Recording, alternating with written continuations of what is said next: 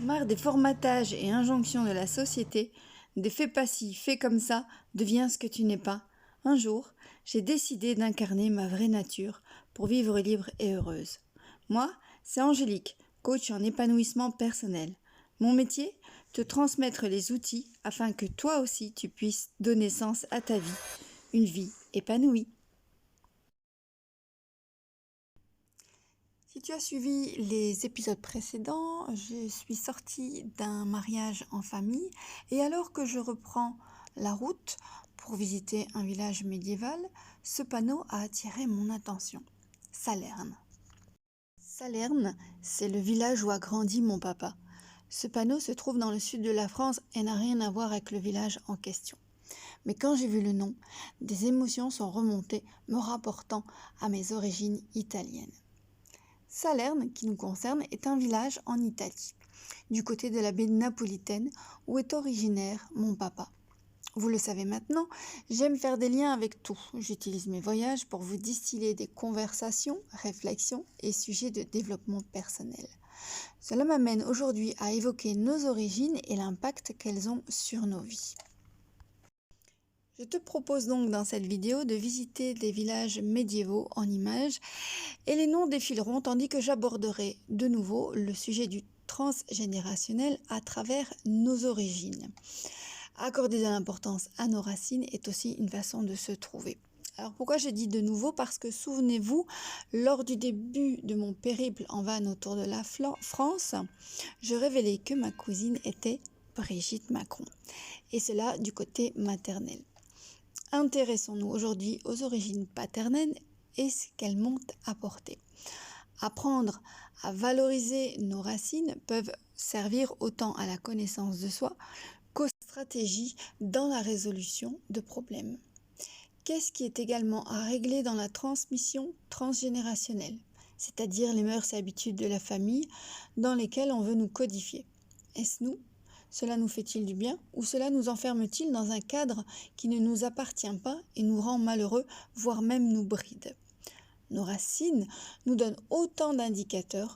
On peut suivre ces indicateurs par loyauté, c'est-à-dire que notre éducation est devenue un conditionnement automatique, ou au contraire vouloir fuir nos origines sans comprendre ce que nous fuyons.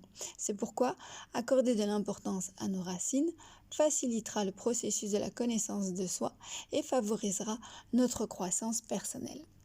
Chacun de nous suit différents chemins au cours de la vie. Leurs origines se trouvent dans nos racines, qui déterminent en partie la direction de chemin et objectifs que nous nous fixons, que ce soit de manière loyale ou dans la fuite. On peut aussi s'en servir lors d'un accompagnement de développement personnel pour trouver notre véritable voie, notre chemin personnel d'épanouissement où nous serons fidèles à notre propre vision du monde cette fois. Il s'agit de nous pencher sur l'endroit et les personnes avec lesquelles nous avons grandi et qui nous ont éduqués, voire d'approfondir les valeurs et principes clés de notre culture, d'en approfondir les idées. En donnant de la valeur à notre culture, nous acceptons et reconnaissons une partie intégrale et significative de notre être, car appartenir à une culture déterminée nous apporte des croyances, des valeurs, des savoirs, des comportements et manières d'agir. Petit à petit, ces aspects se configurent en nous et déterminent une partie de notre façon d'être au fur et à mesure que nous grandissons et évoluons. Les personnes de notre entourage nous apprennent des choses à travers leur comportement et ce qu'elles nous disent. Elles nous montrent le monde et les moyens de l'affronter, même si nous avons aussi nos propres stratégies. Ainsi, une partie de ce que nous avons vécu avec elles restera en nous. La façon de résoudre les problèmes se retrouve aussi dans notre culture et dans les personnes qui nous sont proches. Nous agissons par mimétisme, éducation et même rébellion. Tout ce que nous avons observé, reçu, nous ont influencés pour être la personne que nous sommes aujourd'hui. Nous apprenons de nos racines, mais cela ne veut pas dire que nous devons être en accord avec tout ce qu'elle implique. N'oublions pas que chaque personne voit la vie de façon différente et qu'au fur et à mesure que nous grandissons, nous apprenons à choisir ce qui nous fait du bien et ce qui nous fait du mal. Ce qui était adapté jadis ne l'est sûrement plus aujourd'hui car le monde évolue. Si nous voulons nous rapprocher de nos racines pour savoir ce qu'elles disent de nous et de quelle façon elles nous influent, nous pouvons commencer par nous focaliser sur les valeurs et principes indispensables dans notre famille et culture. Nous en tirerons de grands apprentissages, bons ou mauvais, qui nous aideront à prendre nos propres décisions et celles qui ont du sens pour nous, pour notre vie épanouie. Pour aller à la connaissance de soi. Apprendre notre histoire familiale, c'est se connaître davantage, ce qui peut nous être utile pour atteindre les buts que nous nous fixons. En effet, nous connaître nous permet de prendre plus facilement des décisions lors des moments difficiles car nous savons comment nous fonctionnons, comment on nous a outillés face à la vie. Si l'on sait comment fonctionne notre esprit, il peut être plus simple de savoir comment nous allons réagir face à des situations adverses. Et enfin, il est important de garder à l'esprit que tout ce qu'on nous a enseigné, nos racines, n'est pas forcément bon ou acceptable. C'est à nous de tirer profit des apprentissages positifs et utiles et surtout de nous défaire des enseignements négatifs qui nous font du mal. Vous m'avez souvent entendu parler de désapprendre ce qui ne nous appartient pas.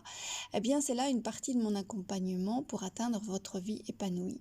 C'est-à-dire débusquer et désapprendre les habitudes de famille qui sont tellement automatiques qu'on ne se rend même plus compte que l'on répond au cadre familial plutôt que de vivre sa propre vie. En fin de compte, accorder de l'importance à nos racines est un chemin sur lequel nous pouvons découvrir beaucoup de choses sur nous-mêmes et ainsi embarquer pour une quête personnelle. En d'autres termes, nos origines font partie de nous et les connaître signifie nous rapprocher de la personne que nous sommes aujourd'hui. Au gré de mes voyages et de mes balades, je te transmets des conversations et sujets de développement personnel. Si tu ne veux manquer aucune de mes aventures et être notifié, abonne-toi, likez et partagez un max. Il est urgent d'agrandir le cercle des gens épanouis. Et quand on est heureux, ça ne fait de mal à personne.